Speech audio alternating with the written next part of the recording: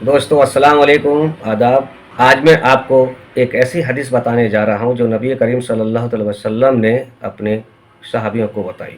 नबी करीम सल्लल्लाहु अलैहि वसल्लम इरशाद फरमा रहे थे कि बनी इसराइल की कौम में एक माँ ने अपने बेटे को याद किया और वह नमाज पढ़ रहा था। बनी इसराइल की औरत अपने बेटे को आवाज़ देती है कि ए जुरैब, ए जुरैब, मगर बेटा उस समय नमाज पढ़ रहा था, नमाज की हालत में था। सोच रहा था कि मैं अब नमाज पढ़ूं या माँ का जवाब दूं।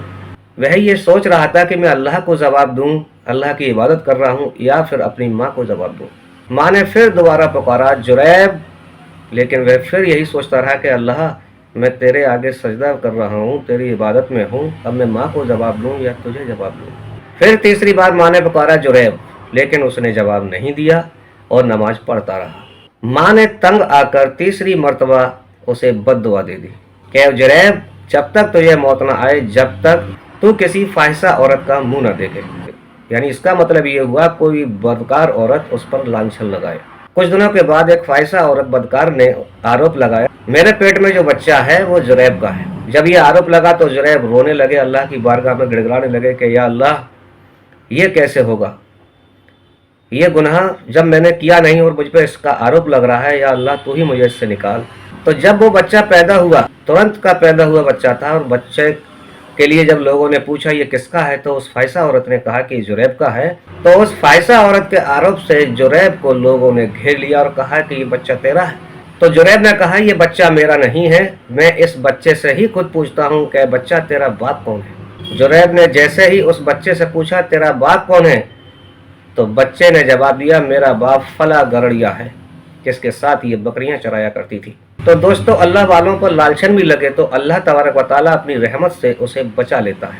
लेकिन यहाँ सबक आपको क्या मिला?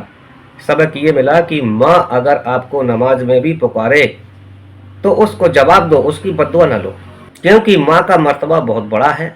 अल्लाह तबारक व तआला ने माँ के मर्तबे को बहुत बड़ा रखा है। तो ये हदीस हमें यही सबक देती है कि अगर माँ आपकी पुकारे, आपको किसी काम को बुलाए, तो आप तुरंत उस काम को करिए, क्योंकि माँ का मर्तबा बहुत बड़ा है। और चाहे आप नमाज ही क्यों ना पढ़ रहे हो, आप नमाज की हालत में भी हैं और माँ अगर आपको पुकारे तो आप उसका जवाब दें, उसके काम को बजा लाएं।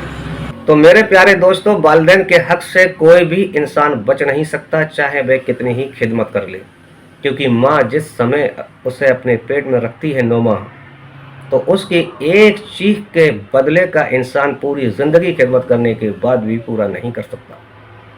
वो मर्तबा है माँ का। और आज के जाहिल लोग कुछ अपनी माँ को घर से निकाल देते हैं, यहाँ तक कि यतीम खाने भेज देते हैं।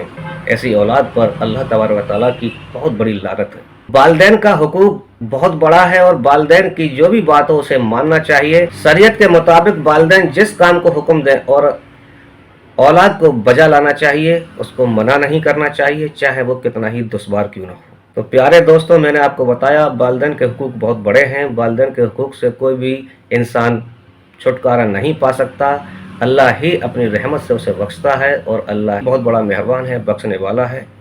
कोई भी इंसान ये चाहे कि मैंने अपने वालिदैन के हक से अदा हो गया, हो ही नहीं सकता, क्योंकि वालिदैन का हक बहुत बड़ा है। जिन लोगों के वालिदैन नहीं हैं, दुनिया से गुजर चुके हैं, उन्हें चाहिए कि अपने वालिदैन के लिए दुआए मग़फ़िरत करें, फातिहा पढ़ें। लेकिन जिन लोगों के माँ बाप जिंदा हैं, उनको चाहिए कि उन्हें किसी भी तरह से दुख ना पहुँचाएँ, उन्हें खुश रहें। जब बेटा एक मरतबा अपने वालिदैन को खुश होकर देखता है तो अल्लाह तबारक व तआला उस पर रहमत नाजिल फरमाता है। और वही बेटा अगर दुश्मनी से देखता है या घुर्रा कर देखता है तो लानत का तोप उसके गले में पड़ता है।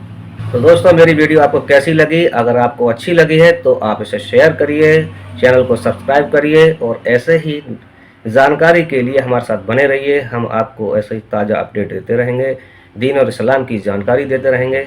अस्सलाम वालेकुम।